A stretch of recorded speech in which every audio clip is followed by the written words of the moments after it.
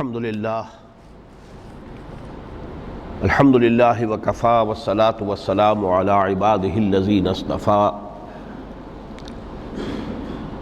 خصوصاً علی افضلہم وخاتم النبیین محمد الامین وعلی آلہ وصحبہ اجمعین اما بعد فقد قال اللہ تبارک وتعالی کما ورد فی سورۃ آل عمران اعوذ باللہ من الشیطان الرجیم بسم اللہ الرحمن الرحیم کل نفس ذائقۃ الموت وانما توفون اجورکم یوم القیامہ فمن زحزح عن النار وادخل الجنة فقد فاز وما الحیاۃ الدنیا الا متاع الغرور وقال عز وجل كما ورد في سورة العنكبوت وما هذه الحياة الدنيا إلا لهو ولعب وإن الدار الآخرة لهي الحيوان لو كانوا يعلمون صدق الله العظيم رب اشرح لي صدري ويسر لي أمري واحلل عقدة من لساني يفقهوا قولي اللہم ربنا الہمنا رشدنا واعذنا من شرور انفسنا اللہم ارنا الحق حقا وارزقنا اتباعہ وارنا الباطل باطلا وارزقنا اجتنابہ آمین یا رب العالمین۔ معزز حاضرین اور محترم خواتین، آج کی گفتگو کا جو عنوان ہے اس کا پس منظر آپ کے سامنے آ چکا ہے۔ متاع الغرور مرکب اضافی ہے، دھوکے کا سامان، اور یہ ترکیب قرآن مجید میں دو جگہ وارد ہوئی ہے۔ ایک تو سورہ آل عمران کی آیت 185 ہے جو میں نے ابھی تلاوت کی ہے، اور ایک پھر سورہ حدید کی آیت نمبر 20 ہے جس کا تذکرہ میں بعد میں کروں گا۔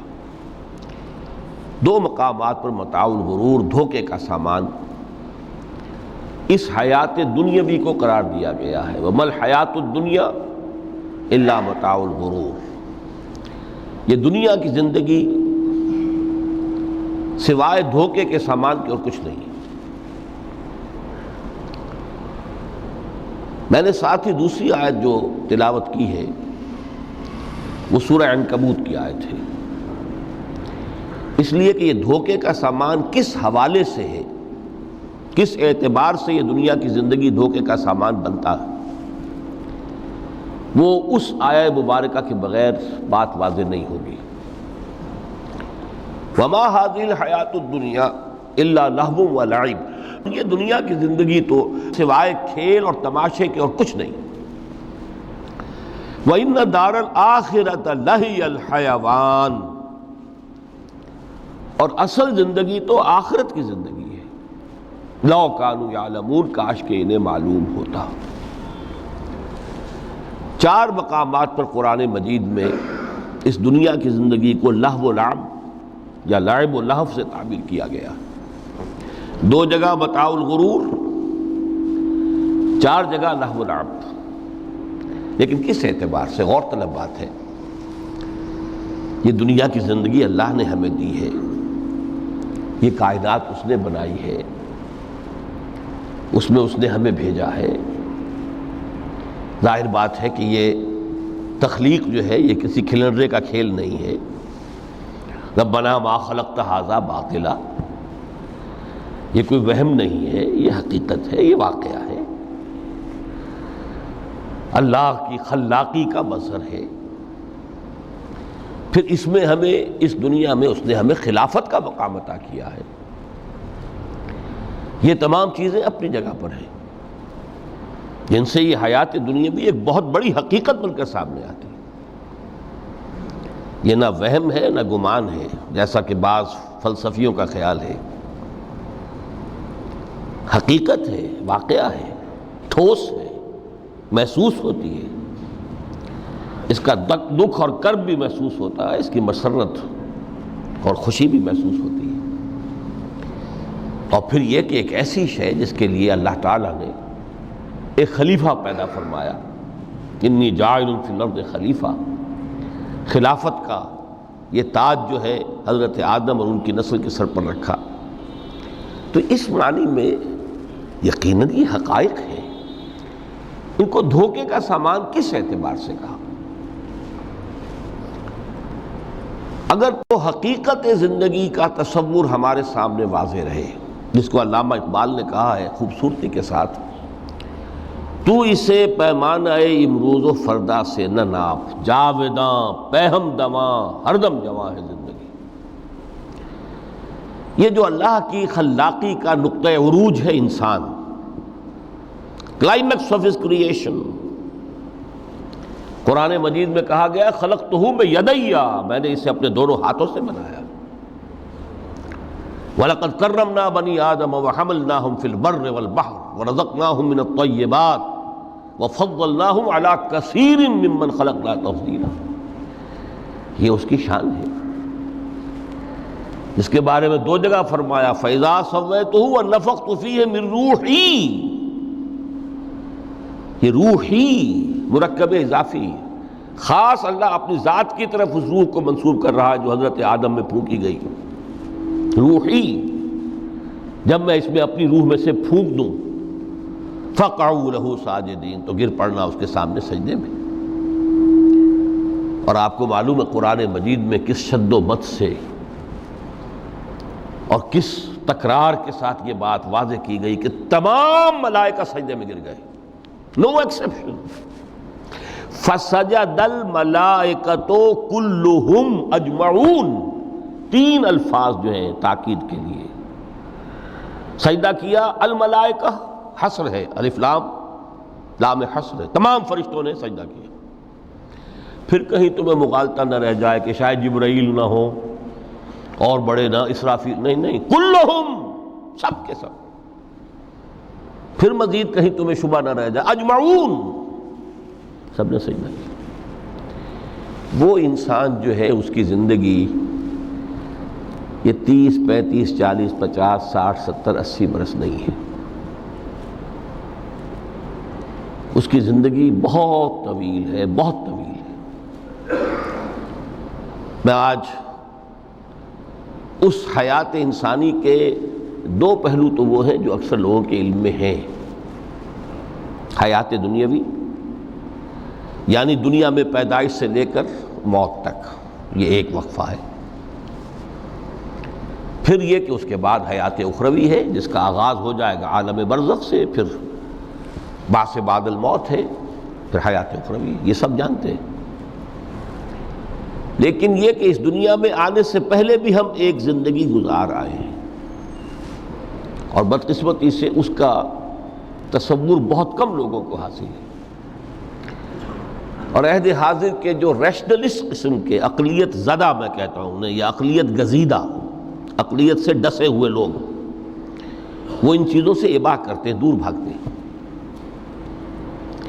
ہماری پہلی تخلیق ہوئی تھی عالم ارواح میں، الارواح جنود مجندہ، لشکروں کے لشکر تھے۔ آدم سے لے کر آخری انسان جو دنیا میں پیدا ہوگا قیامت تک، سب کی ارواح عالم ارواح میں پیدا کر دی گئی۔ وہاں عہد لیا گیا الست بربکم قالوا بلا، کیا میں تمہارا رب نہیں ہوں، مالک نہیں ہوں؟ ہم سب نے عہد کیا تھا، کیوں نہیں؟ شہیدنا، ہم گواہ ہیں، یہ عہد الست۔ اور ظاہر بات ہے کہ عہد جو ہوتا ہے جب تک انسان کو اپنی ذات کا شعور نہ ہو، خود شعوری نہ ہو، آپ دنیا میں معاہدہ کرتے ہیں تو کہتے ہیں کہ بقائمی ہوش و حواس میں یہ عہد کر رہا ہوں، معاہدہ کر رہا ہوں، تو ظاہر بات ہے کہ اس وقت ہم تھے اور ہوش و حواس کے ساتھ تھے، خود شعوری کے ساتھ تھے، لیکن صرف ارواح تھی، جسد نہیں تھے۔ اور یہی ہے وہ مقام جس کے بارے میں حضور نے سے جب پوچھا گیا کہ متى وجبت لک النبوۃ یا رسول اللہ، اللہ کے رسول آپ کو نبوت کب ملی؟ تو آپ نے فرمایا والآدم بین الماء والطین، ابھی آدم کا حیولہ جو ہے ابھی گارا گوندھ ہی رہا تھا، پانی اور گارے کے درمیان ہی تھے آدم، کہ میں اس وقت بھی نبی تھا۔ عالم خلق کا ابھی آغاز نہیں ہوا، ابھی عالم ارواح میں بھی جو تمام ارواح ہیں وہ اپنی امتیازی شان کے ساتھ ہیں۔ روح محمدی صلی اللہ علیہ وسلم، جس سے اگر نور محمدی کہیں تو غلط نہیں ہے، اس لیے کہ ارواح کا جو مادہ تخلیق ہے وہ نور ہے، جیسے فرشتوں کا مادہ تخلیق نور ہے۔ مسلم شریف میں حضرت عائشہ صدیقہ رضی اللہ تعالیٰ عنہ سے روایت موجود ہے، اللہ نے فرشتوں کو نور سے پیدا کیا۔ روح، فرشتے روح ہیں، ارواح ہیں، روح القدس، روح الامین، اور ارواح انسانیہ بھی روح ہے، یہ سب ان کا مادہ تخلیق نور ہے۔ اس وقت ہم پیدا کیے گئے، صرف ارواح کی شکل میں ہم سے عہد لیا گیا اور پھر سلا دیا گیا۔ یہ پہلی موت تھی جو ہم پر وارد ہوئی ہے اس دنیا میں آنے سے پہلے، اس لیے کہ سورہ مومن کی ایک آیت میں فرمایا گیا ہے کہ جہنم میں لوگ جو ہیں فریاد کریں گے، ربنا امتنا اثنتین واحییتنا اثنتین فاعترفنا بذنوبنا فہل الی خروج من سبیل۔ اے اللہ، تو نے ہمیں 2 مرتبہ مارا، 2 مرتبہ زندہ کیا، تو اب 1 مرتبہ اور صحیح، کہ یہاں سے نکلنے کا بھی کوئی راستہ ہے کہ نہیں؟ اتنے مراحل سے تو ہمیں لے کر آیا ہے، ایک مرحلہ اور سی۔ تو یہ 2 موتیں کون سی ہیں؟ پہلی موت وہ تھی جب ارواح کو موت کی نیند سلا دیا گیا۔ پھر عالم خلق، جسے آج سائنٹسٹ کہتے ہیں، جس کا نقطۂ آغاز ہے بگ بینگ، عالم ارواح اس سے پہلے کی شے ہے، اس تک سائنس نہیں پہنچ سکتی، وہ سائنس سے ماوراء ہے۔ لیکن جہاں سے سائنس شروع ہوتی ہے وہ عالم خلق کا آغاز ہے، بگ بینگ سے۔ وہ پھر مختلف مراحل، تنزل کے مراحل بھی آئے، ارتقاء کا مرحلہ بھی آیا، تفصیل میں جانے کا موقع نہیں ہے۔ بہت سے تنزلات کے مراحل اور بہت سے ارتقاء کے مراحل طے کر کے آدم تیار ہوا ہے۔ حضرت بیدل نے رحمت اللہ علیہ بہت خوبصورت شعر کہا ہے، ہر 2 عالم خاک شد تا بست نقش آدمی، اے بہار نیستی از قدر خود ہوشیار باش۔ یہ پوری جو بھی کائنات کا جو سلسلہ شروع ہوا، بگ بینگ، اور بہت بڑے بڑے جو ناری کرے تھے جن کی کہ حرارت کا جب تذکرہ کرتے ہیں سائنسداں تو trillions and trillions of foreign height, یہ ان کی اس وقت اس کی جو حرارت کا عالم تھا۔ لیکن پھر وہ ٹھنڈے ہوئے، کچھ اس میں سے کچھ، پھر خاک کی تہ جو ہے زمین کے اس کرے پر آئی، ہر 2 عالم خاک شد۔ یہاں سے اب آدم کا حیولہ تیار ہوا، تا بست نقش آدمی۔ اس کے بعد ارتقائی مراحل ہیں، اور پھر آدم کی وہ روح جو کولڈ سٹوریج میں تھی، جب وہ لا کر پھونکی گئی ہے، جسد آدم جو ہے وہ مسجود نہیں تھا، مسجود تو تب بنا ہے جب کہ اس میں روح آدم وہ لا کر پھونک دی گئی۔ فَإِذَا سَوَّيْتُهُ وَنَفَخْتُ فِيهِ مِن رُوحِي فَقَعُوا لَهُ سَاجِدِينَ۔ یہاں سے حیات دنیاوی کا آغاز ہو گیا۔ پھر وہ سلسلہ تناسل ہے، آدم اور حوا کی نسل میں سے ہر بچہ 4 ماہ کے بعد جب اس کا ایک حیولہ رحم مادر میں تیار ہو جاتا ہے، حدیث ہے متفق علیہ عبداللہ ابن مسعود سے رضی اللہ تعالی عنہ، اور جس کے اندر آغاز میں وہ کہتے ہیں کہ حضور نے ہمیں یہ بتایا، وَهُوَ الصَّادِقُ الْمَصْدُوقُ، دیکھنا تم کہیں شک میں نہ پڑ جانا، محمد کون ہے؟ الصادق المصدوق، جو سچے ہیں، جن کی سچائی کی اللہ گواہی دیتا ہے، کہ رحم مادر میں 40 دن تم نطفے کی شکل میں ہوتے ہو، پھر 40 دن علقہ کی شکل میں ہوتے ہو، پھر 40 دن تو مضغہ کی شکل میں ہوتے ہو، پھر اللہ تعالیٰ فرشتے کو بھیجتا ہے جو اس میں روح پھونکتا ہے۔ وہی عمل جو آدم کے جسد حیولہ کے ساتھ ہوا تھا، ہر ابن آدم اور بنت آدم کے لیے وہی عمل ہے کہ جو رحم مادر میں 4 مہینے کے بعد دہرایا جاتا ہے۔ یہاں سے حیات دنیاوی شروع ہوئی، پھر موت، یہ دوسری موت ہے۔ اب پہلی موت تو وہ تھی، لیکن دوسری موت یہاں سیپریشن ہو جائے گی، جو زمین سے آیا تھا تخلیقی مادہ وہ جسم میں گیا، جسم زمین میں گیا، گل سڑ کر ختم ہوا۔ جو وہاں سے روح آئی تھی وہ اس زمینی وجود کا جو لب لباب ہے، جان، نفس، اس کو لے کر اپنے ساتھ، اور وہ جائے گی عالم بالا کو۔ پھر یہ ایک وقفہ ہے، پھر بعث بعد الموت ہے۔ تو احیاء بھی دو ہو گئے، ایک مرتبہ پہلی موت کے بعد زندہ کیا اس عالم میں، آنکھ کھلی اس عالم میں ہماری، یہ پہلا احیاء تھا۔ کیف تکفرون باللہ وکنتم امواتا فاحیاکم ثم یمیتکم ثم یحییکم ثم الیہ ترجعون۔ دوسرا احیاء وہ ہوگا قیامت کے دن، بعث بعد الموت، اور پھر اس کے بعد وہ زندگی ابدی زندگی ہے، ہمیشہ کی۔ یہ تصور سامنے رکھیے۔ تو یہ جو تھوڑا سا وقفہ، یہ تو زندگی بہت طویل ہے۔ تو اسے پیمانہ امروز و فردا سے نناب، جاویداں پہم دماں، ہر دم جواں ہے زندگی۔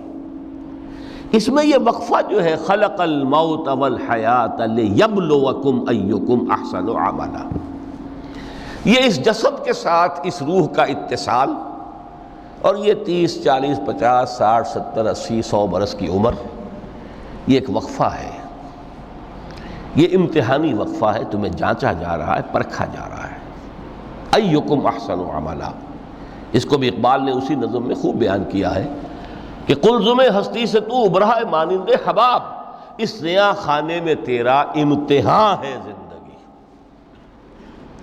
اب اگر تو دو چیزیں انسان پر واضح رہیں، اور نہ صرف واضح رہیں، مستحضر رہیں۔ واضح تو ہو جاتی ہے ایک چیز، پھر آدمی بھول جاتا ہے تو کوئی فائدہ نہیں دیتا اس کے۔ مستحضر ایک یہ کہ اصل زندگی آخرت کی زندگی ہے، طویل ہے۔ بل توسرون الحیات الدنیا والآخرۃ خیر وابقیٰ، کلا بل تحبون العاجلہ وتذرون الآخرہ، تم اس عاجلہ کو پسند کرتے ہو، اس دنیا کی زندگی کو تم ترجیح دیتے ہو، جبکہ آخرت ہے جو باقی رہنے والی ہے، ابدی۔ اگر تو یہ معلوم ہو، جیسا کہ سورہ عنکبوت کی آیت کے حوالے سے میں نے آپ کو آیت سنائی کہ وما هذه الحیات الدنیا الا لہو ولعب وان الدار الاخرۃ لہی الحیوان لو کانوا یعلمون، اصل زندگی جو ہے وہ آخرت کی زندگی ہے، کاش کہ انہیں معلوم ہوتا۔ ایک حقیقت تو یہ معلوم ہو اور مستحضر رہے کہ اصل زندگی آخرت کی زندگی ہے، اور دوسری حقیقت یہ کہ یہ دنیا کی زندگی ایک امتحانی وقفہ ہے۔ قلزم ہستی سے تو ابھرا ہے مانند حباب، اس نیا خانے میں تیرا امتحان ہے زندگی۔ یہ مستحضر رہے تو اس کا نتیجہ کیا نکلے گا؟ انسان دنیا پرست نہیں بنے گا۔ متاع ہے دنیا، برتنے کی چیز ہے۔ وما هذه الحیات الدنیا الا متاع، برتنے کی چیز ہے، برتو اسے۔ اب میں یہاں آپ کو کچھ حدیثیں بھی سنا دینا چاہتا ہوں۔ ایک حدیث میں حضور نے عجیب نقشہ کھینچا ہے، مالی ولی دنیا، لوگوں مجھے تمہاری اس دنیا سے کیا سروکار؟ انما مثلی کراکب استظل تحت شجرۃ ثم راح فترکھا، میری مثال تو اس سوار کسی ہے جو تھوڑی دیر کے لیے کسی درخت کے سائے میں سستانے کے لیے رک جاتا ہے۔ وہ اس درخت کو اپنی منزل نہیں سمجھتا، اپنا گھر نہیں سمجھتا، تھوڑی دیر کا سستانا ہے، پھر وہ اس درخت کو خیر بات کہتا ہے، اپنا راستہ لیتا ہے، اپنی منزل کی طرف روانہ ہو جاتا ہے۔ بس اتنا تعلق، منزل یاد رہے۔ چنانچہ ایک دوسری بڑی پیاری حدیث ہے، بہت مختصر بھی ہے، انما الدنیا خلقت لکم وانتم خلقتم للآخرہ، دیکھو یہ دنیا تمہارے لیے بنائی گئی ہے۔ خلق لکم ما فی السماوات و ما فی الارض، قرآن مجید کہتا ہے۔ اس لیے میں نے کہا تھا خلافت ہمیں دینی تھی تو سب کچھ ہمارے لیے بنایا گیا نا، یہ محفل سجائی گئی ہے ہمارے لیے، یہ سب ہمارے لیے بنایا گیا ہے، پورے عالم کو مسخر کیا گیا ہمارے لیے۔ سخر لکم، سورج بھی، چاند بھی، ہر چیز تمہارے لیے مسخر کی گئی ہے۔ انما الدنیا خلقت لکم، وَأَنْتُمْ خُلِقْتُمْ لِلْآخِرَةِ، لیکن تمہاری تخلیق ہوئی ہے، تمہیں بنایا گیا ہے، تمہیں پیدا کیا آخرت کے لیے۔ یہ منزل یاد رہے، میرا ٹھکانہ وہ ہے، میرا گھر وہ ہے، میری منزل وہ ہے، یہ راہ گزر ہے، یہ سفر ہے، یہ ایک وقفہ ہے، امتحانی وقفہ ہے۔ خلق الموت والحیات لیبلوکم ایکم احسن عملا۔ لیکن اب تیسری حدیث سنیے، اور یہ ہے وہ کہ جو اس دنیا کو جو میں نے شروع میں کہا تھا، بڑی ٹھوس حقیقت ہے، یہ اللہ کی تخلیق ہے، سنجیدہ تخلیق ہے، ہم نے کوئی کھیل کود کے لیے تو نہیں بنایا ہے۔ ربنا ما خلقت ھذا باطلا۔ حضور فرماتے ہیں الدنیا مزرعۃ الآخرہ، دنیا آخرت کی کھیتی ہے، یہاں بوؤ گے تو وہاں کاٹو گے، یہاں بوؤ گے نہیں تو کاٹو گے کیا خاک۔ اس اعتبار سے غور کیجئے، یہ دنیا اور حیات دنیاوی کا ایک ایک لمحہ ایک بڑی عظیم حقیقت بن کر سامنے آتا ہے۔ ہماری حیات دنیاوی کا ایک ایک لمحہ ابدی ہے، پوٹینشلی، کیوں کہ اس میں جو کچھ ہم کما رہے ہیں اس کے نتائج ابدی زندگی پر پھیلے ہوئے ملیں گے۔ تو گویا کہ یہ جو ہے، یہ گھڑی محشر کی ہے، طور سے محشر میں ہے، بیشتر غافل عمل کوئی اگر دفتر میں ہے، یہاں کا ایک ایک لمحہ تمہارے لیے بہت قیمتی ہے، یہاں بو، محنت کرو، کاشت کرو تاکہ وہاں کاٹ سکو۔ الدنیا مزرعۃ الآخرہ۔ اب دیکھیے یہ جو انداز ہے قرآن کا، وَمَا الْحَيَاةُ الدُّنْيَا إِلَّا مَتَاعُ الْغُرُورِ، جو ہماری گفتگو کا آج عنوان ہے، اس کے دو نتیجے نکلتے ہیں عملاً۔ ایک نتیجہ جو صحیح ہے، جو قرآن نکالنا چاہتا ہے، جس کی طرف اسلام رہنمائی کرتا ہے، ایک ہے بالکل منفی نتیجہ جس کی اسلام نفی کرتا ہے۔ وہ منفی نتیجہ کیا ہے؟ دنیا دھوکے کی ٹٹی ہے، چھوڑو گھر گھرستی کو، دفع کرو، رب سے لو لگانی ہے، یہ شادی کر کے اور گھر گھرستی کا کھکیڑ مول لینا، کہاں ایک پیٹ کا پالنا، کہاں 10 پیٹ لگ جائے پیچھے، اسی میں آدمی جو ہے گم ہو کر رہ جاتا ہے۔ لہذا گھر گھرستی کو چھوڑو، تجدد کی زندگی گزارو۔ پھر یہ تمدن ہر جگہ شر ہے، برائی ہے، دھوکہ ہے، فریب ہے، جھوٹ ہے، دفع ہو جاؤ، جاؤ کہیں پہاڑوں کی چوٹیوں پر، کہیں غاروں میں، گپھاؤں میں، کہیں جنگلوں میں دھونی روا۔ یہ ہے اس کا ایک منطقی نتیجہ جو نکلا ہے دنیا میں، اور تقریباً تمام مذاہب عالم میں نکلا ہے۔ رہبانیت، جس کی جس شد و بد کے ساتھ نفی کی ہے محمد رسول اللہ صلی اللہ علیہ وسلم، لا رہبانیت فی الاسلام، اسلام میں کوئی رہبانیت نہیں، نفی ہے، مکمل نفی، لا رہبانیت فی الاسلام۔ فرمایا کہ النکاح من سنتی، یہ میری سنت ہے، میرا طریقہ ہے، گھر گھرستی کی زندگی اختیار کرنا یہ میری سنت ہے۔ 3 صحابہ پر کچھ اسی طرح کا غلبہ ہو گیا تھا۔ صحابہ میں ہر طرح کے لوگ تھے،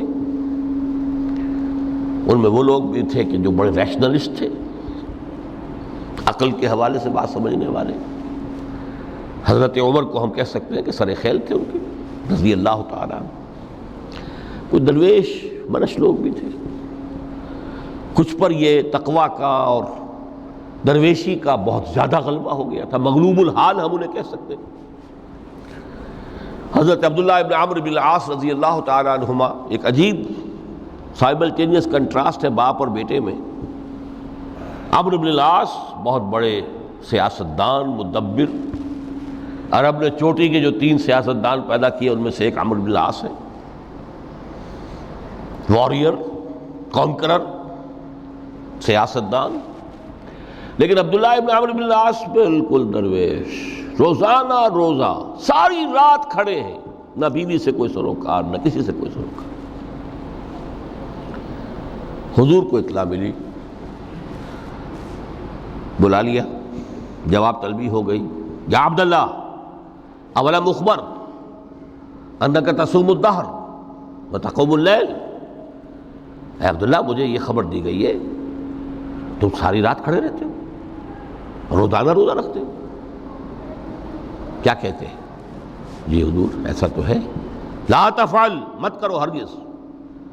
فإن لنفسك عليك حقا وإن لزوجك عليك حقا وإن لزورك عليك حقا، دیکھو تم پر تمہارے اس جسم کا اور نفس کا بھی حق ہے، اسے آرام بھی دو، اس کی ضروریات بھی پوری کرو، اس کی دیکھ بھال بھی کرو، یہ بھی تمہارے پاس امانت ہے اللہ کی۔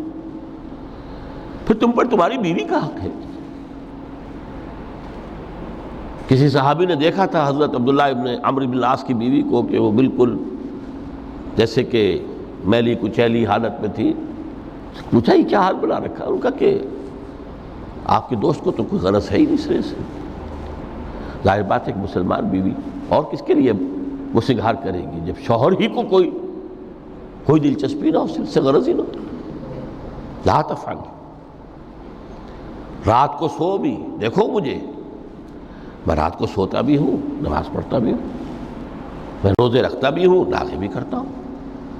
دیکھو زیادہ سے زیادہ ہفتے میں دو دن روزے رکھ لیا کرو کہ حضور مجھے اور تھوڑی سی اجازت، اچھا ایک دن ناغا ایک دن روزہ، صوم داؤد، اس سے آگے کی اجازت نہیں۔ اسی طرح 3 حضرات سراسراہتن آتا ہے حدیث میں، بخاری شریف کی روایت ہے، ان پر بھی کوئی ایسا ہی غلبہ ہوا رہبانیت کا اور ترک دنیا کا۔ انہوں نے آ کے ازواج مطہرات سے معلوم کیا آپ کتنی رات نماز پڑھتے ہیں، کتنا دو سوتے ہیں، مہینے میں کتنے آپ روزے رکھتے ہیں نفلی۔ انہوں نے کوئی، وہاں تو کھلی کتاب تھی سیرت محمد صلی اللہ علیہ وسلم، جو کچھ تھی حقیقت بیان کر۔ اب دیکھیے ایک عجیب ذہنیت، انہوں نے دیکھا کہ یہ تو کم ہے، ان کے اندازے کے اعتبار سے تو بہت کم ہے، لیکن یہ کہ اپنے آپ کو ذرا تسلی، حضور کی تو کوئی ضرورت نہیں ہے، آپ تو معصوم ہیں، آپ کے سے گناہ نہیں ہوا، کوئی خطا نہیں ہوئی، آپ کے لیے تو یہ اتنی عبادت ہمارے لیے تو کافی نہیں ہے، ہم تو گناہ گار ہیں۔ ایک نے عہد کیا کہ میں کبھی نہیں سوؤں گا، رات بھر کھڑا رہوں گا۔ دوسرے نے کہا کبھی ناغا نہیں کروں گا، ہر روز روزہ رکھوں گا۔ تیسرے نے کہا میں شادی بیاہ کے کھکیڑ میں پڑوں گا نہیں۔ حضور کو اطلاع مل گئی، طلب فرمایا، ڈانٹا آپ نے، آپ لوگوں نے یہ کہا ہے؟ جی ہاں ہم نے کہا تو ہے۔ واللہ، خدا کی قسم میں تم میں سب سے بڑھ کر متقی ہوں، لیکن میں رات کو سوتا بھی ہوں اور نماز بھی پڑھتا ہوں، روزے رکھتا بھی ہوں، ناغے بھی کرتا ہوں، میری گھر گرستی کی زندگی ہے، میری بیویاں ہیں۔ من رغب عن سنتی فلیس منی، یہ ٹکڑا جو جوڑ دیا جاتا ہے نکاح کے خطبے میں اس حدیث کے ٹکڑے کے ساتھ، یہ 2 علیحدہ حدیث ہیں بالکل، النکاح من سنتی، اور یہ ٹکڑا اس طویل حدیث کا ہے، من رغب عن سنتی فلیس منی، جو میری سنت کو پسند نہیں کرتا پھر اس کا مجھ سے کوئی تعلق نہیں۔ یہ تو میں نے احادیث کے حوالے سے آپ کو وہ جو منفی طرز عمل، گریز، دنیا سے تعلق منقطع کرنا، پسپائی، گریز، فرار، اور اس کا نتیجہ کیا نکلتا ہے کہ دنیا پھر شریروں کے لیے رہ گئی، کھیلیں کودیں عیش کریں۔ جو سلیم الفطرت نیک لوگ تھے وہ تو گئے، لہذا ان کو اب کوئی روک ٹوک کرنے والا ہی نہیں، کوئی پوچھنے تاشنے والا نہیں، ظالم جو چاہے ظلم کریں اور جس طرح چاہیں شریر جو ہے شرارتیں کریں۔ قرآن مجید میں سورہ حدید اس اعتبار سے نہایت عظیم صورت ہے، نہایت عظیم صورت ہے کہ وہاں یہ آیت بھی بہت ہی شاندار انداز میں آئی ہے، متاع الغرور والی، خاصی طویل آیت بن کر آئی ہے، اور جیسا کہ میں نے عرض کیا 4 جگہ تو حیات دنیاوی کو کہا گیا ہے صرف لہو و لعب یا لعب و لہو، لیکن یہاں جو ہے آیت نمبر 20، اعلموا انما الحیات الدنیا لعب و لہو و زینت و تفاخر بینکم و تکاثر فی الاموال والاولاد۔ 5 الفاظ کے حوالے سے اس حیات دنیاوی کے کچھ حقائق بیان کیے گئے، عام طور پر سرسری طور پر لوگ گزر گئے ہیں۔ محاورتاً جب بھی آتا ہے معاملہ لہو و لعب، لعب و لہو، وہ تو 4 جگہ ہے، یہاں 3 الفاظ مزید آئے ہیں، اور ترکیب کیا؟ پہلے لعب ہے پھر لہو ہے۔ سورہ عنکبوت میں لہو و لعب یہ در حقیقت ایک طرح سے محاورے کی شکل اختیار کر گیا، تماشا اور کھیل، لیکن نہیں، یہاں ترتیب کچھ اور ہے۔ اس پر اگر آپ غور کریں گے تو یہ ایک عجیب سا نقشہ سامنے آتا ہے۔ حیات دنیاوی کے 5 ادوار، جن میں سے ہر دور میں ایک شے انتہائی اہم ہوتی ہے، توجہ کا مرکز بنی ہوتی ہے۔ ابتدائی دور ہے، بالکل بچہ بھی ہے، کھیل، بس لعب، اس کے سوا اسے کوئی زندگی سے سروکاری نہیں، زندگی کے تلخ حقائق ابھی اسے معلوم نہیں۔ بھوک لگی تو رو پڑے، ماں نے دودھ پلانا ہے، کھلانا ہے، ان سے تو کچھ نہیں کرنا اس نے، وہ لعب ہے، کھیل۔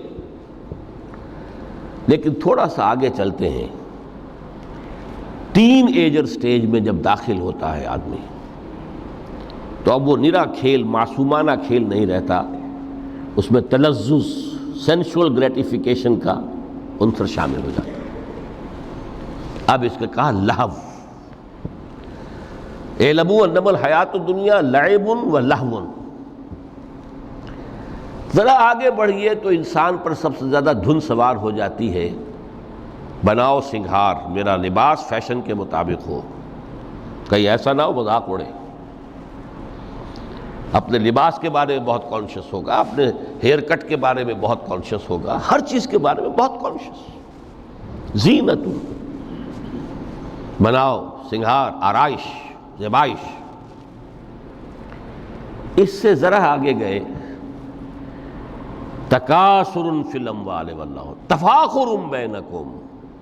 یہ سمجھیے کہ تقریباً 30 برس کی عمر جب انسان کی ہوتی ہے، اب فخر، تفاخر، یا دولت پر فخر ہوگا، یا نسب پر فخر ہوگا، یا اپنی کسی سیاسی حیثیت پر فخر ہوگا، اپنی چودراہٹ پر فخر ہوگا۔ تفاخر بینکم، جسم میں جان میں چونکہ توانائی ہوتی ہے، قوت ہوتی ہے، لیکن اس کے بعد جب عمر ڈھلی، بڑا ریئلسٹک ہو جاتا ہے انسان۔ پھر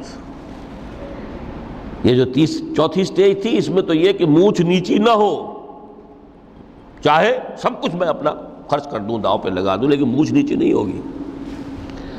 آخری سٹیج وہ ہوتی ہے کہ پھر ہوکا لگ جاتا ہے آدمی کو، تکاثر فی الاموال والاولاد، مال اور اولاد کی کثرت کثرت کثرت۔ اب یہ ہوتا ہے کہ مونچھ نیچی کیا، مونڈ بھی دی جائے تو کوئی حرج نہیں، مال آنا چاہیے، ویری ریئلسٹک۔ اور اسی حال میں انسان ہوتا ہے، آخری پارے کی صورت نے پھر اس میں ایڈ کر کے اس کے اوپر مہر لگا دی، الہاکم التکاثر حتی زرتم المقابر۔ یہ تکاثر جو ہے پیچھا نہیں چھوڑتا۔ اتنی دولت بھی ہے کہ آپ کی 10 نسلیں کھا سکے اطمینان سے بیٹھ کر، تب بھی صبر نہیں ہوتا۔ بڑے میاں کی ٹانگیں جو ہیں وہ قبر میں لٹکی ہوئی ہیں، لیکن تکاثر جو ہے، تکاثر مال، وہ پیچھا نہیں چھوڑتا۔ حتی زرتم المقابر، یہاں تک کہ قبروں تک جا پہنچے، قبر میں اتار دیا جائے، جب تک ٹانگیں صرف لٹکی ہوئی ہیں اس وقت تک نہیں۔ اس کے بعد تشبیہ دی ہے کہ یہ حیات دنیاوی کا جو ایک سائیکل ہے، اعلموا انما الحیات الدنیا لعب و لہو و زینت و تفاخر بینکم و تکاثر فی الاموال والاولاد۔ اب اس کو کمپیئر کیا ہے پلانٹ کنگڈم میں جو سائیکل چل رہا ہے۔ یہ ہمارا سائیکل ہے 60-70 برس کا، بچہ پیدا ہوا، خوشیاں منائی گئیں، پھر وہ لڑکپن سے، پھر ٹین ایجر سٹیج سے، پھر جوانی ہے، پھر ادھیڑ عمر ہے، اور پھر بڑھاپا ہے، اور پھر قبر میں اتارا جانا ہے۔ لیکن یہ کہ پلانٹ کنگڈم میں سائیکل چلتی ہے، کمثل غیث اعجب الکفار نباتہ ثم یہیج فتراہ مصفرا ثم یکون حطاما۔ یہ 4 سٹیج ہیں۔ جیسے بارش برستی ہے تو سبزہ نمودار ہوتا ہے، اور کاشتکار کو بڑا اچھا لگتا ہے، اس نے بیج بویا تھا، اس نے محنت کی تھی، اس نے ہل چلایا تھا، اعجب الکفار نباتہ، اس کو بہت اچھا لگتا ہے، دل باغ باغ ہو جاتا ہے۔ جیسے آپ کے یہاں بیٹا ہوا پوتا ہوا خوشیاں مناتے ہیں آپ. کمثل غیث اعجب الکفار نباتہ ثم یہیج، پھر وہ فصل اپنی پوری قوت کو پہنچتی، فصل لہرا رہی ہے. فتراہ مصفرا، پھر وہ زرد ہو جاتی ہے. وہ ہریاول اب ختم ہوئی، اب فصل پک گئی ہے، اب وہ زردی پر آ گئی ہے. ثم یکون حطاما، پھر وقت آتا ہے اگر وہ خضرو گھاس ہے تو پھر وہ چورا چورا ہو کر پھر وہ مٹی میں مل جاتی ہے، اور اگر فصل ہے تو کھیتی کٹ گئی، اس کے بعد کیا رہ گیا وہاں؟ وہ چورا ہی رہ جاتا ہے باقی. یہ لائف کا سائیکل چل رہا ہے، 3 مہینے کا ہو 4 مہینے کا ہو، یہ ہے پلانٹ کنگڈم کا، وہ ہے سائیکل انسانی زندگی کا. اب فرمائی ٹیپ کی بات جو ہے، وَفِي الْآخِرَةِ عَذَابٌ شَدِيدٌ وَمَغْفِرَةٌ مِّنَ اللَّهِ وَرِضْوَانٌ. دیکھو دنیا کی زندگی تو ان سٹیجز سے ہو کر گزر ہی جانی ہے. جو پیدا ہوا ہے اس پر بڑھاپا بھی آئے گا، موت بھی آئے گی. کل نفس ذائقۃ الموت، جو سورہ آل عمران کی 185ویں آیت کا پہلا جملہ تھا. ہر انسان کو جو پیدا ہوا موت آ گئی. اب یہ ہے کہ وہ کہیں آپ نے محل میں گزار لی زندگی، کسی کٹیا میں گزار لی زندگی، کسی کی فٹ پاتھ پر گزر گئی زندگی. زندگی گزر جاتی ہے، گزرتی ہے، اور ان 5 سٹیجز میں سے ہو کر گزرتی ہے. آپ گندی گلیوں میں بچوں کو کھیلتے ہوئے دیکھتے ہیں، وہ بھی کھیل رہے ہوتے ہیں. نالیوں کے پانی کے اندر کھیل رہے ہوتے ہیں، ان کا بھی کھیل ہے. گندے جوہڑ میں کھیل رہے ہوتے ہیں. وہ تو ہے زندگی کی وہ سٹیج جو ہے کھیل کی ہے. کسی کے پاس بڑے قیمتی کھلونے ہیں، ان سے کھیل رہا ہے، کوئی اس طرح گلی ڈنڈا کھیل رہا ہے یا کچھ اور کھیل رہا ہے. لیکن وہ 5 سٹیجز تو آئیں گی. اعلموا انما الحیات الدنیا لعب ولہو وزینۃ وتفاخر بینکم وتکاثر فی الاموال والاولاد کمثل غیث اعجب الکفار نباتہ ثم یہیج فتراہ مصفرا ثم یکون حطاما وفی الآخرۃ عذاب شدید ومغفرۃ من اللہ ورضوان. آخرت میں جا کر یہ بائیفرکیشن ہو جانی ہے، یا تو شدید عذاب اور یا اللہ کی مغفرت اور رضا. Now the choice is yours، اما شاکرا و اما کفورا، فیصلہ تم خود کر لو. وما الحیات الدنیا الا متاع الغرور، یہاں بھی آخری الفاظ وہ ہے کہ دنیا کی زندگی دھوکے کے سوا کچھ نہیں. کیوں؟ اگر تو دنیا کی زندگی میں گم ہو گئے، جیسے کہ اقبال نے کہا ہے کہ کافر کی یہ پہچان کے آفاق میں گم ہے، اور مومن کی یہ پہچان کہ گم اس میں ہے آفاق. دنیا میں رہو، طالب دنیا نہ بنو، طالب عقبہ، طالب آخرہ. دنیا میں رہو، برتو، استعمال کرو، تمہارے لیے پیدا کیا گیا بھائی، برتو. متاع ہے، برتنے کی شے ہے. ہاں حلال اور حرام کی پابندیاں سامنے رکھو، باقی برتو.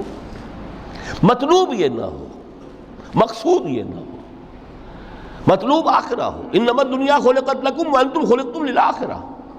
منزل وہ رہے، مستحضر رہے، سامنے رہے کہ میں تو اجنبی ہوں، یہاں یہ میرا وطن نہیں ہے. الدنیا سجن المومن و جنت الکافر. جیسے کسی پرندے کو کسی پنجرے میں بند کر دیا گیا ہو، اس طرح ہمیں اس دنیا میں بھیج دیا گیا. اللہ کی مرضی ہے، اس نے بھیجا ہے. جب تک وہ چاہتا ہم رہیں گے یہاں، لیکن ہمارا دل یہاں نہیں لگے گا. بازار سے گزرا ہوں، خریدار نہیں ہوں. طالب دنیا نہ ہو تب تو یہ کوئی دھوکے کا سودا نہیں، قطعاً نہیں، بالکل نہیں. حضور نے خود فرمایا مجھے تمہاری اس دنیا میں سے فلاں فلاں چیزیں بہت پسند ہیں، اور کس قدر ریئلسٹک ہیں. آپ نے عورتوں کے بارے میں فرمایا مجھے اس دنیا سے پسند ہے عورت. کوئی تصنع اور کوئی بھی تکلف اور کوئی خلاف فطرت بات نہیں کی محمد رسول اللہ صلی اللہ علیہ وسلم. آنکھوں کی ٹھنڈک میری نماز میں ہے، مجھے خوشبو پسند ہے. عورت کی طرف بھی آپ کا رجحان تھا. قرآن مجید میں آتا ہے نا، اے نبی اب کوئی اور نکاح آپ نہیں کریں گے. وَلَوْ أَعْجَبَتْكَ حُسْنُهُنَّ، چاہے ان کا حسن جو ہے وہ آپ کو اچھا لگے، اب اجازت نہیں ہے مزید، بس فل سٹاپ. جتنے نکاح ہو چکے ہو چکے. تو یہ دنیا کو حضور نے صلی اللہ علیہ وسلم دنیا پر سوار رہو، دنیا کو اپنے اوپر سوار نہ ہونے دو. بس بات صرف یہ ہے. کافر کی یہ پہچان کہ آفاق میں گم ہے۔ اسی لیے سورہ کہف کا ایک مرکزی مضمون ہے، پہلے رکوع میں بات آتی ہے اِنَّا جَعَلْنَا مَا عَلَى الْأَرْضِ زِینَةً لَهَا لِنَبْلُوَهُمْ أَيُّهُمْ أَحْسَنُ عَمَلًا۔ ہم نے اس دنیا پر جو کچھ ہے، یہ اسکائی اسکریپرز بن گئے ہمارے زمانے میں، اور یہ شاندار بلڈنگز ہیں، اور یہ کچھ ہے، ہم نے زینت اور زیبائش اور آرائش بنا دیا ہے تاکہ آزمائیں۔ انہی کے حسن کے شکار ہو جاتے ہو اور ان کے پرستار بن کر رہ جاتے ہو۔ رخ روشن کے آگے شمع رکھ کر وہ یہ کہتے ہیں ادھر جاتا ہے دیکھیں یا ادھر پروانہ آتا ہے، پھر بھی اللہ ہی کے عاشق بنے رہو، اللہ ہی سے محبت کرو تو کامیاب ہو گئے، دنیا کو برتو۔ اگر دنیا یہ عروس ہزار داماد جو ہے، اگر کہیں یہ محبوبہ بن گئی تو گئے، ختم۔ اچھا دیکھیے اس سورہ حدید میں اب یہ دنیا کی حقیقت کو اس طرح بیان کر کے دو نتیجے جو اس سے نکلتے ہیں ان کو علیحدہ علیحدہ بیان کر دیا۔ ایک نتیجہ جو میں بیان کر چکا، رہبانیت، ترک دنیا، اس کی نفی کرتے ہوئے فرمایا وَلَقَدْ أَرْسَلْنَا نُوحًا وَإِبْرَاهِيمَ وَجَعَلْنَا فِي ذُرِّيَّتِهِمَا النُّبُوَّةَ وَالْكِتَابَ فَمِنْهُمْ مُهْتَدٍ وَكَثِيرٌ مِّنْهُمْ فَاسِقُونَ ثم قفينا على آثارهم برسلنا وقفينا بعيسى ابن مريم وآتيناه الإنجيل وجعلنا في قلوب الذين اتبعوه رأفة ورحمة ورهبانية ابتدعوها ما كتبناها عليهم۔ اصل مضمون یہ تھا جس کے لیے تمہید اتنی لمبی باندھی، ہم نے نوح کو بھیجا، ابراہیم کو بھیجا، ان کی اولاد میں ہی نبوت اور کتاب رکھ دی، پھر ان کے نقش قدم پر ہم نے اٹھایا عیسیٰ ابن مریم کو، انہیں انجیل دی، اور جو لوگ ان پر ایمان لائے ان کے دلوں میں رحمت اور رافت کے جذبات پیدا کر دیے، انسانی ہمدردی۔ حضرت عیسیٰ کا جو اپنا مزاج تھا، ظاہر بات ہے کہ آپ کے حواریین اور آپ پر ایمان لانے والوں میں اسی کا ایک عکس پیدا ہونا تھا، لہذا وہ ایک خاص کیفیت، لیکن فرمایا ایک شے کو انہوں نے بدعت کے طور پر ایجاد کر لیا، وَرَهْبَانِيَّةً ابْتَدَعُوهَا مَا كَتَبْنَاهَا عَلَيْهِمْ۔ رہبانیت کی انہوں نے بدعت ایجاد کر لی، یہ انہوں نے کی ہے، ہم نے یہ ان پر فرض نہیں کی تھی۔ یہ ہے وہ منفی نتیجہ، گریز، خانقاہوں میں جا کر بیٹھ جاؤ، موناسٹسزم، تجرد کی زندگی گزارو۔ نتیجہ اس کا کیا نکلتا ہے کہ بظاہر راہب اور راہبائیں رہ رہی ہیں اور رہ رہے ہیں، اور اندر جو حرام کاری کے بازار چل رہے ہیں، اور تہخانوں کے اندر حرامی بچوں کی قبروں کے قبرستان بنے ہوئے۔ ہسٹری آف کرسچین موناسٹسزم پر کتابیں پڑھ لیجیے، خود انہوں نے اپنے سارے جو ہیں بخیے ادھیڑ کر خود رکھ دیے۔ یہ رہبانیت، یہ اسلام کا راستہ نہیں ہے۔ احادیث کے حوالے سے میں آپ کے سامنے پہلے بیان کر چکا ہوں، میں بعد میں تھوڑا سا عرض کروں گا کہ ہمارے ہاں بھی یہ رسم کیوں آئی اور کیسے آئی۔ الحمدللہ اس درجے میں نہیں آئی جس درجے میں کہ کرسچینٹی میں آئی ہے، الحمدللہ ثم الحمدللہ، لیکن کسی درجے میں اگر آئی ہے تو کیوں آئی ہے یہ میں بعد میں عرض کروں گا۔ لیکن اس کا مل حیات الدنیا الا متاع الغرور کا دوسرا نتیجہ کیا ہے؟ پہلا نتیجہ تھا گریز کا، پسپائی کا، فرار کا، معاشرے سے نکل بھاگنے کا، تاکہ معاشرے میں اشرار کھل کھیلیں، جو چاہیں کریں۔ ایک راستہ یہ ہے، ترک دنیا کے معنی ہیں ترک لذات دنیاوی، آسائشوں کو ترک کرنا، سختیاں جھیلنا، کس لیے؟ تاکہ دنیا سے ظلم کا خاتمہ ہو، باطل کا تختہ الٹ دیا جائے، ظلم کا استیصال۔ ظاہر بات ہے ظالم آسانی سے ظلم نہیں چھوڑے گا، ایکسپلائٹر واعظ و نصیحت سے اپنے ایکسپلائٹیشن سے باز نہیں آئے گا۔ شاذ ہوتے ہیں اس طبقے کے اندر بھی یقیناً کچھ سلیم الفطرت لوگ ہوتے ہیں، جیسے طبقہ اشرافیہ سے تھے حضرت ابو بکر رضی اللہ تعالیٰ عنہ، سلیم الفطرت انسان تھے، وہ کوئی غلاموں کے طبقے سے تو نہیں تھے، کوئی فقراء کے مساکین کے طبقے میں سے نہیں تھے، اونچے طبقے میں سے تھے، عشرہ مبشرہ اکثر و بیشتر اس طبقے سے تھے۔ لیکن بائی اینڈ لارج وہ جو طبقہ ہوتا ہے یا تو وہ اپنے جبر اور استبداد کا تخت جو ہے جما کر بیٹھا ہوا ہے لوگوں کی گردنوں کے اوپر، پولیٹیکل ریپریشن ہے، یا اکنامک ایکسپلائٹیشن ہے، استحصال، محنت لوگ کریں کھائیں گے ہم، عیش ہم کریں گے، محنت کسان کریں جا کے کھیت میں، ہم لے آئیں گے اپنا حصہ اور عیش کریں گے، یا کوئی سوشل ڈسکریمنیشن ہے، یہ اونچا ہے یہ نیچا ہے، یہ تو پیدا ہی ہوا ہے شودر، یہ اس سے نکل ہی نہیں سکتا، اور یہ پیدا ہوا برہمن، یہ تو اونچا ہے۔ اس تینوں قسم کے ظلم، اس کا خاتمہ کرنا، اس کے لیے جد و جہد کی ضرورت ہے، جہاد کی ضرورت ہے، قتال کی ضرورت ہے، اور جہاد و قتال آپ نہیں کر سکتے جب تک کہ لذات دنیاوی سے کنارہ کشی نہ کریں، جب تک کہ اپنی بیلٹ کو ٹائٹ نہ کریں، جب تک کہ اپنی ضروریات زندگی کو کم نہ کریں۔ ضروریات زندگی کم کریں گے تو تفریغ الاوقات ہوگا، جو تبلیغی بھائیوں کی اصطلاح ہے بہت اہم، اپنے وقت کو فارغ کر سکیں گے۔ اس وقت کو فارغ کریں گے تو پھر وہ جد و جہد، وہ محنت، وہ جہاد، اس کے لیے آپ کے پاس وقت ہوگا، اس کو آپ لگا سکیں گے۔ پھر اس میں جب سخت سے سخت منزلیں آئیں گی تو اس میں میدان میں مقابلہ بھی ہوگا، جان کی بازی بھی کھیلنی پڑے گی، اس میں قید و بند کا وقت بھی آ سکتا ہے۔ 3 برس تک اگر محمد عربی صلی اللہ علیہ وسلم پورے خاندان بنی ہاشم کے ساتھ بدترین اسیری سمجھ لیجئے شیب بنی ہاشم میں جو رہیں، یہاں تو اسیروں کو آپ راشن تو دیتے ہیں، کھانا تو دیتے ہیں، وہاں تو اصل جو ہے وہ تو دونوں طرف سے گھاٹی کا منہ بند کر دیا گیا تھا، سیل تھی کہ کوئی شے جو ہے وہ جانے نہ پائے اندر۔ 3 برس، جس میں کہ وہ وقت بھی آیا ہے کہ سوکھے ہوئے چمڑے ابال ابال کر اس کا پانی جو ہے بلکتے ہوئے بچے، پھول جیسے بچے بنی ہاشم، ان کے حلق میں ٹپکایا گیا ہے، اور کچھ نہیں۔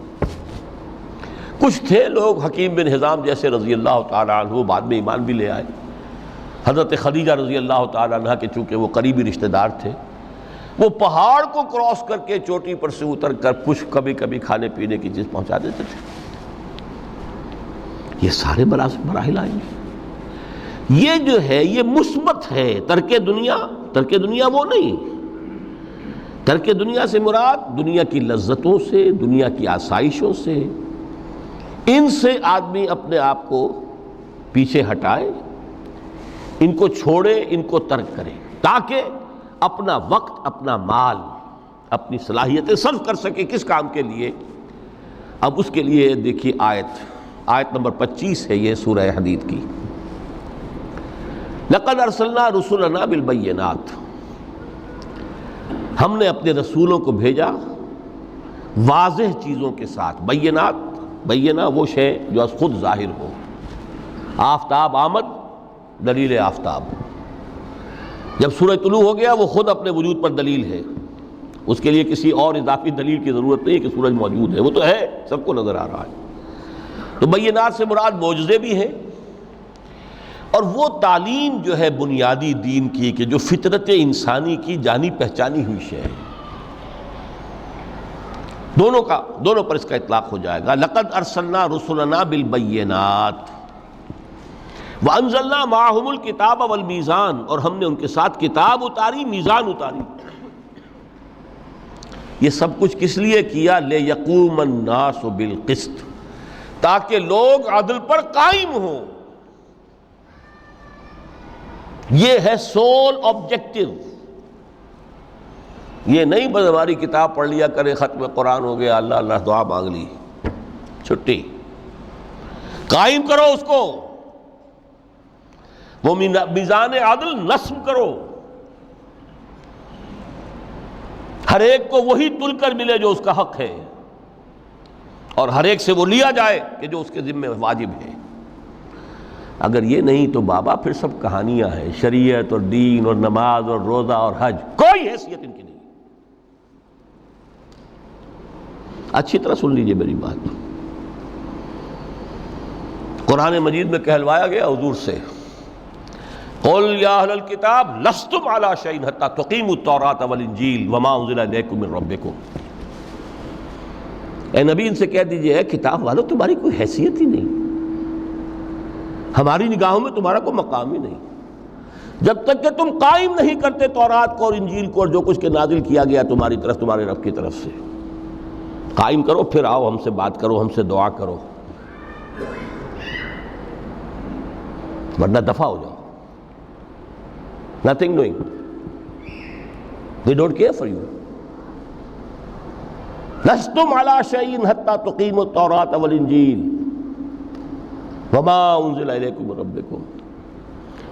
اب قانون خداوندی تو بدلتا نہیں ہے، نہ فرام پرسن ٹو پرسن، نہ فرام نیشن ٹو نیشن، نہ فرام امہ ٹو امہ، اٹل ہے. وَلَن تَجِدَ لِسُنَّتِ اللَّهِ تَبْدِيلًا وَلَن تَجِدَ لِسُنَّتِ اللَّهِ تَحْوِيلًا. سنت اللہ تو ایک ہے. اب اس آیت کو ذرا پڑھیے. قُلْ يَا أَهْلَ الْقُرْآنِ لَسْتُمْ عَلَىٰ شَيْءٍ حَتَّىٰ تُقِيمُوا الْقُرْآنَ وَمَا أُنزِلَ إِلَيْكُم مِّن رَّبِّكُمْ. کہہ دو اے محمد کہ اے قرآن والو تمہاری کوئی حیثیت نہیں ہے ہمارے سامنے جب تک کہ تم قرآن کو قائم نہیں کرو. پڑھ لو اور اس کے قرات کے مقابلے منعقد کرا لو اور سونے کے تاروں سے اسے لکھ لو اور اس کو جو چاہو کر لو، کوئی حیثیت نہیں. قائم کرو اس قرآن کو، اس کے نظام کو، اس کے قانون کو، جو حضرت ابوبکر نے فرمایا تھا. پہلا خطبہ جو دیا ہے آپ نے بیعت خلافت کے بعد، تم میں ہر قوی میرے نزدیک ضعیف ہوگا جب تک کہ اس سے حق وصول نہ کر لوں، اور ہر ضعیف قوی ہوگا جب تک کہ اسے اس کا حق دلا نہ دوں. سورہ شورى میں حضور سے کہلوایا گیا قل وَأُمِرْتُ لِأَعْدِلَ بَيْنَكُمْ، مجھے یہ حکم ہوا ہے کہ میں تمہارے مابین عدل قائم کروں. میں واعظ بن کر نہیں آیا، میں بدھ مت کے بھکشو بنانے کے لیے نہیں آیا تمہیں. ہاں انقلابی عمل میں ایک مرحلہ آتا ہے، بدھ مت کے بھکشو بننا پڑتا ہے کچھ عرصے کے لیے، تیاری کا مرحلہ، وہ میں ابھی بعد میں ذرا بیان کر دوں گا. لیکن مستقل نہیں ہے یہ بدھ مت کے بھکشو. یہ بدماش جس طرح چاہیں کھل کھیلیں، ظالم جس طرح چاہیں لوگوں پر ظلم کرتے رہیں، تشدد اور جبر کا جس طرح سے چاہے معاملہ کریں، استحصالی نظام جس طرح ہوتا ہے چلتا رہے. شاہ ولی اللہ دہلوی رحمۃ اللہ علیہ کے الفاظ میں انسانوں کی عظیم اکثریت ڈھور ڈنگر بن جائے، صبح سے لے کے شام تک کمر توڑ دینے والی مشقت کے بعد بمشکل 2 وقت کی روٹی ملتی ہو، اس کا کبھی خیال اسے اللہ کا آئے گا؟ کبھی اللہ سے لو لگا سکے گا؟ دنیا نے تیری یاد سے بیگانہ کر دیا تو اس سے بھی دل فریب ہے غم روزگار کے. اس لیے حضور نے فرمایا کاد الفقر ان یکون کفرا، یہ فقر جو ہے یہ تو انسان کو کفر تک پہنچا دیتا ہے. عدل قائم کرو. تو دیکھیے یہ آیت انتہائی گمبھیر آیت ہے قرآن مجید کی سورہ حدید کی. جس طرح وہ آیت متاع الغرور والی جس شان کے ساتھ سورہ حدید میں آئی ہے، اعلموا انما الحیات الدنیا لعب ولہو وزینۃ وتفاخر بینکم وتکاثر فی الاموال والاولاد کمثل غیث اعجب الکفار نباتہ ثم یہیج فتراہ مصفرا ثم یکون حطاما وفی الآخرۃ عذاب شدید ومغفرۃ من اللہ ورضوان وما الحیات الدنیا الا متاع الغرور. لیکن اس کا نتیجہ کیا نکلنا چاہیے؟ لقد ارسلنا رسلنا بالبینات وانزلنا معهم الکتاب والمیزان لیقوم الناس بالقسط. Now prepare for the shock. میرے نزدیک میرے علم کی حد تک شاید دنیا کی کوئی انقلابی کتاب نہ ہو جس نے اس قدر عریاں طور پر کھل کر یہ کہا ہو کہ ظالموں کی سرکوبی کرو، کچلو ان کے سر. وانزلنا الحدید، ہم نے لوہا بھی اتارا ہے. ایک وقت آتا ہے ظلم نہیں ختم ہوتا جب تک کہ لوہے کی طاقت ہاتھ میں نہ آئے. انزلنا الحدید، ہم نے صرف کتاب ہی نہیں اتاری ہے، لوہا بھی اتارا ہے. فیہ باس شدید، اس میں جنگ کی صلاحیت ہے. ومنافع للناس، لوگوں کے لیے کچھ اور منفعتیں بھی ہیں. کوئی توا پرات چمٹا یہ بھی بنا لو، ٹھیک ہے، لیکن اصلاً یہ اصلاح کے لیے. وانزلنا الحدید، اسی تو سورہ حدید کا نام حدید ہے. فیہ باس شدید ومنافع للناس ولیعلم اللہ من ینصرہ ورسلہ بالغیب. اللہ دیکھنا چاہتا ہے کون ہے اس کے وفادار بندے تو اس لوہے کی طاقت کو ہاتھ میں لے کر مدد کرتے ہیں اس کی اور اس کے رسولوں کی غیب میں ہونے کے باوجود۔ ان اللہ قوی عزیز، ویسے اللہ قوی ہے، عزیز ہے، آنے واحد میں کفر کو ختم کر دے جب چاہے، آنے واحد میں ظالم کا ظلم جو ہے وہ ختم کر کے رکھ دے، وہ سب کچھ کر سکتا ہے۔ لیکن پھر تمہاری آزمائش کیسے ہوگی؟ کیسے معلوم ہوگا ہوز ہو، کس کا کیا مقام تھا، کس کے پاس کتنا یقین کا سرمایہ تھا، کس کے ایمان کی گہرائی اور گہرائی کا کیا عالم تھا، کس نے ہمارے دین کے لیے کیسی کیسی قربانیاں جھیلی ہیں۔ یہ ہے ترک دنیا جو موسٹ پروفاؤنڈ ہے، نتیجہ خیز ہے، خیر کو وجود میں لانے کے لیے ہے، لیکن اس کی مثالیں موجود ہیں۔ حضرت مصعب بن عمیر رضی اللہ تعالی عنہ ایام جاہلیت میں کہا جاتا ہے ان کا جوڑا جو ہے شام سے تیار ہو کر آتا تھا، جیسے کبھی مشہور ہے کہ پنڈت نہرو کا بھی کپڑے سل کر آتے تھے پیرس سے، موتی لال نہرو کا بیٹا، اور موتی لال نہرو وہ تھا کہ وائس رائے کی پہلی کار آئی ہے ہندوستان میں تو دوسری کار موتی لال کی آئی، اس کا بیٹا، اس کے کپڑے پیرس سے سل کر آتے تھے۔ مصعب بن عمیر کے کپڑے شام سے تیار ہو کر آتے تھے، اور وہ ہمیشہ عطر میں بسے ہوئے ہوتے تھے۔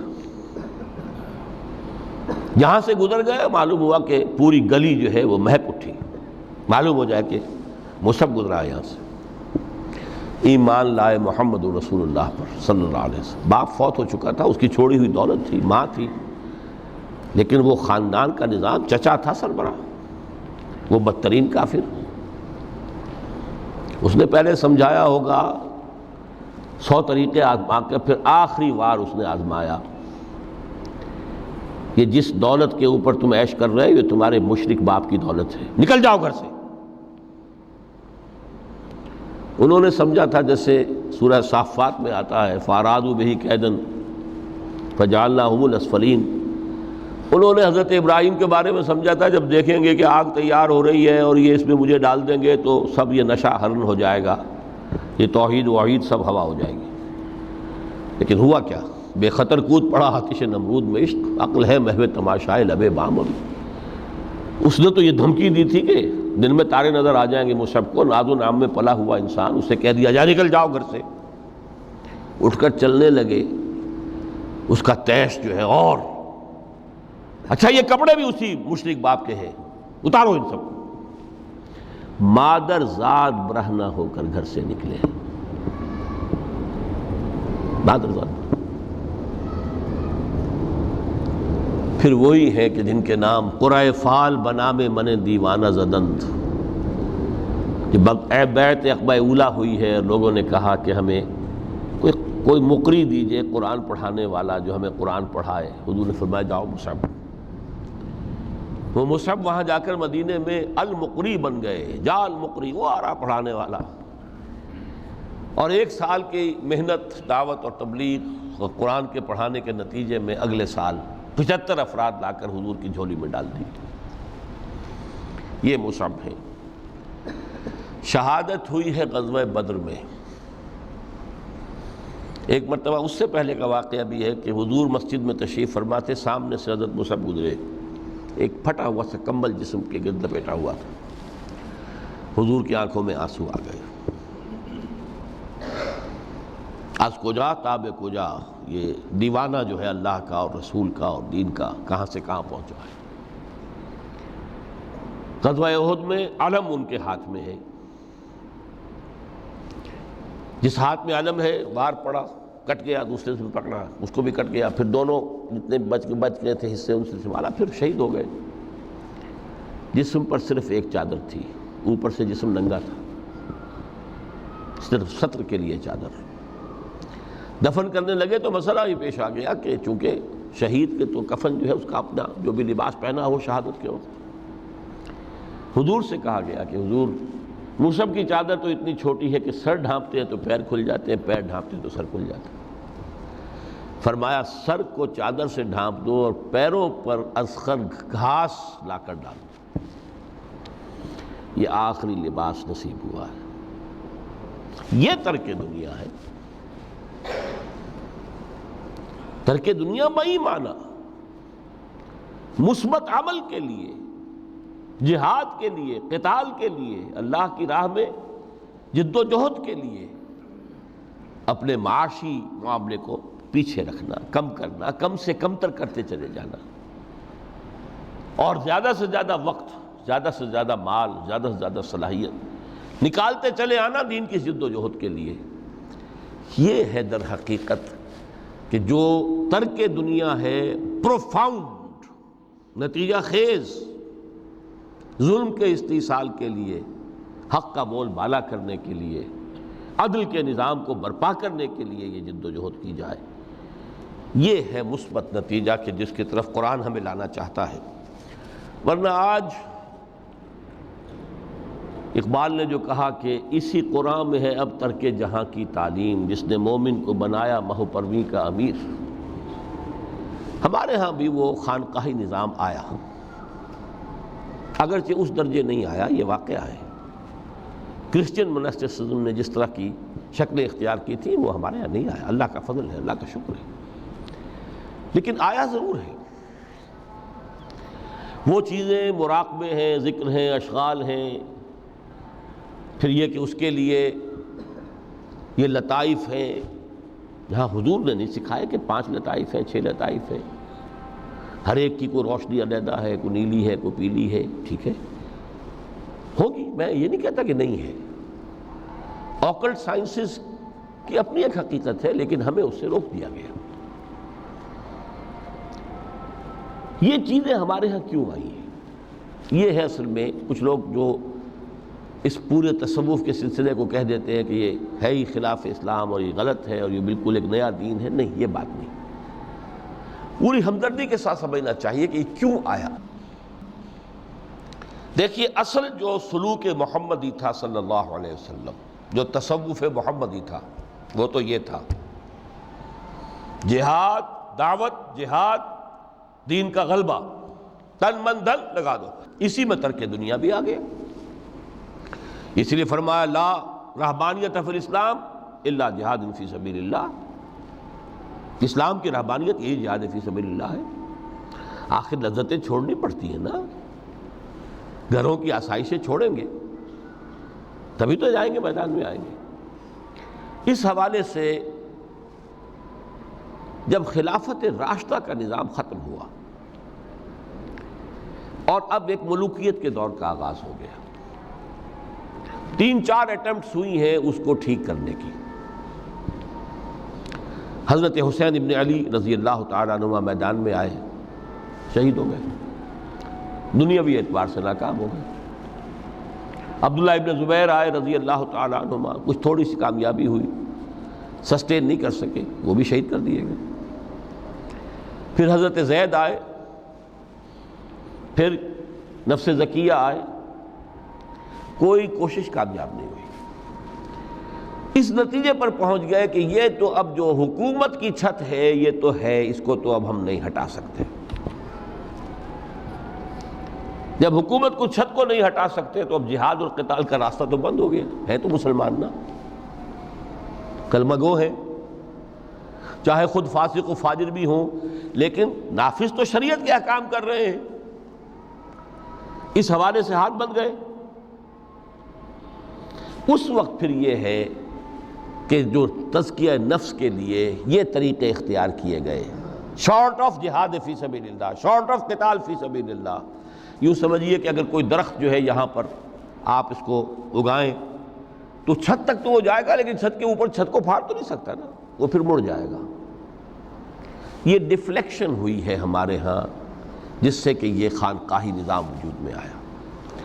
کچھ خیر تو لوگوں کو سکھاتے رہو، کچھ تزکیہ نفس کی تعلیم تو دیتے رہو، اور ان میں پھر یہ ہے کہ مشرق اور مغرب سے آنے والے نظریات اور طریقے جو ہیں وہ بھی شامل ہو گئے۔ ہندوستانی جو تصوف کے مختلف یہاں پر معاملات تھے، اور ادھر سے یونانی اور نیو پلیٹونک وہ نظریات آ گئے۔ لیکن آج کا دور جو ہے وہ سمجھ لیجئے 2 اعتبارات سے بہت مختلف ہو چکا ہے۔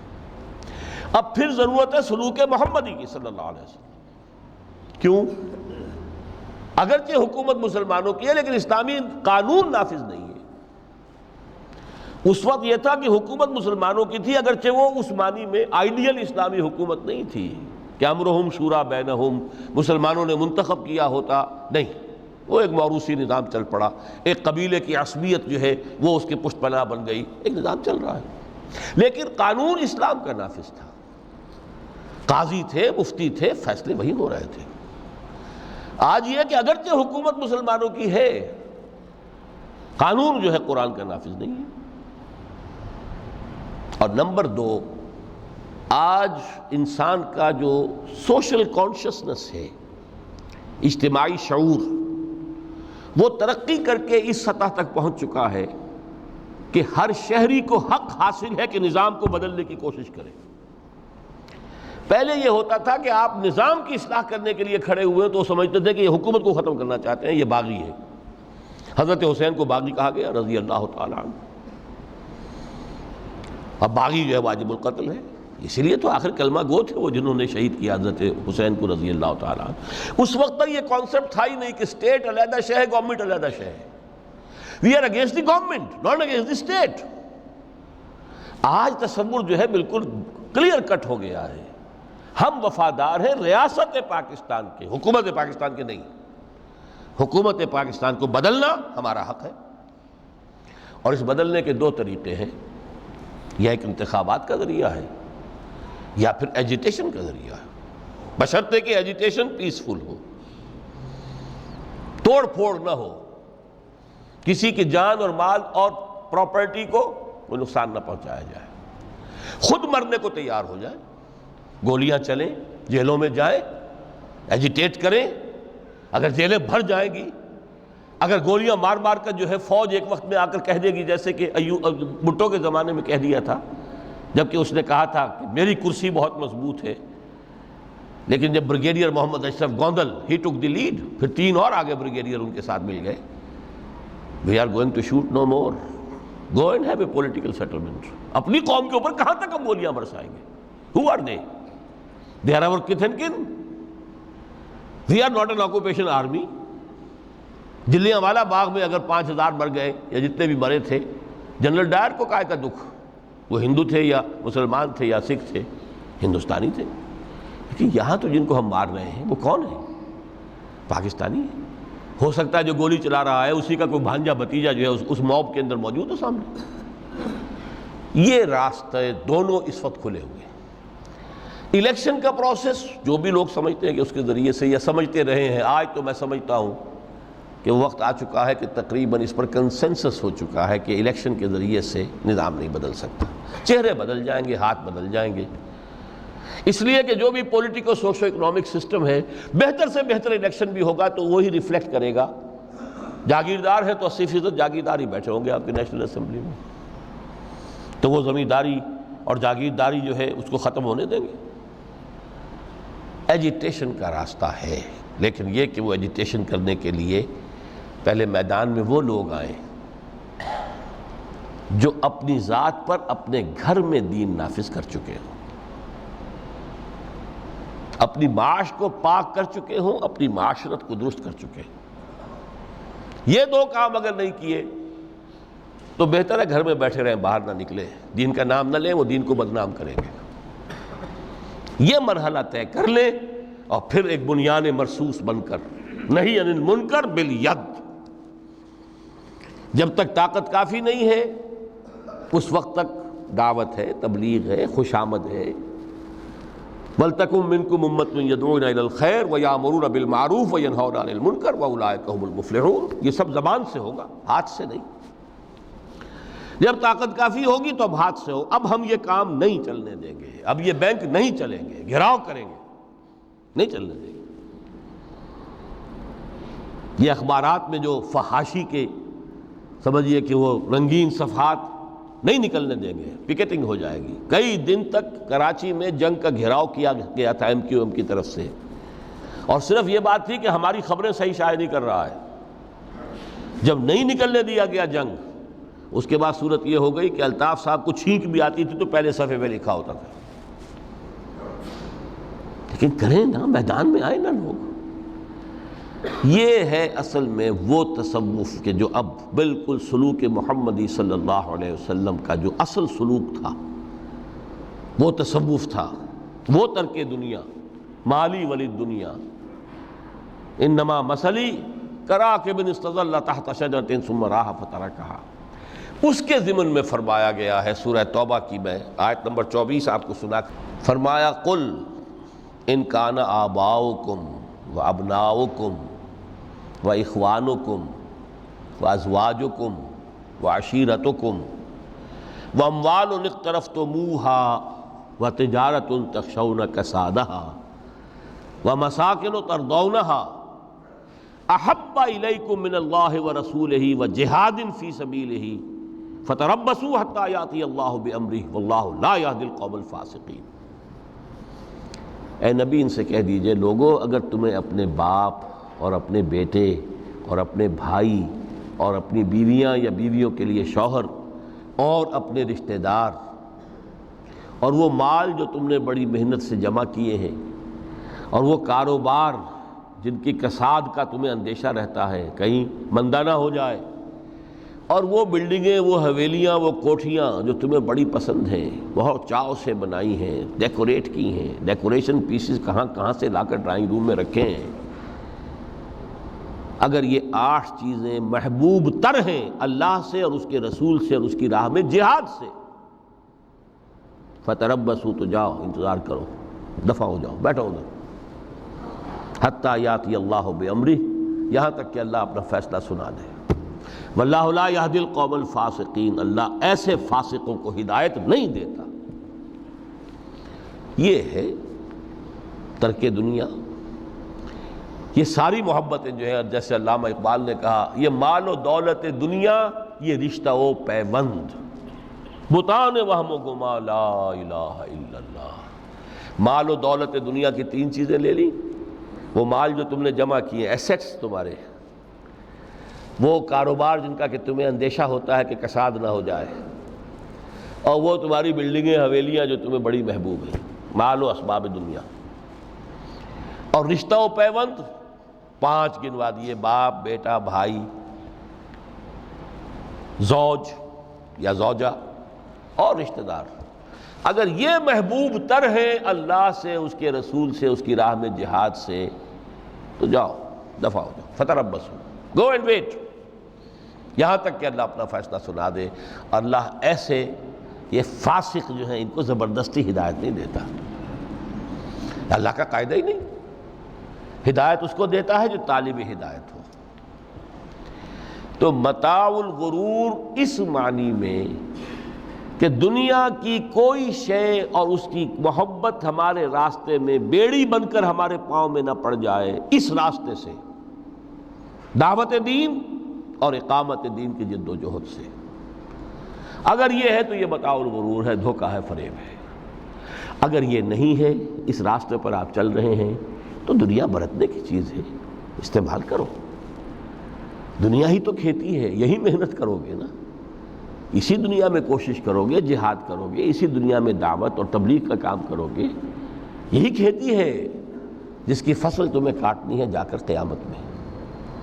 یہ دونوں پہلو ہمارے سامنے رہنے چاہیے۔ میں آپ حضرات کا بہت ممنون ہوں، آپ نے بہت توجہ سے میری باتوں کو سنا ہے۔ اللہ تعالیٰ جو کچھ کہا گیا ہے اس میں جو صحیح ہے، حق ہے، اس کے لیے دلوں کو کھولے، صرف ذہنوں کو نہیں، دلوں کو کھول دیں، اس لیے کہ دل کھلیں گے تو کوئی تبدیلی آئے گی۔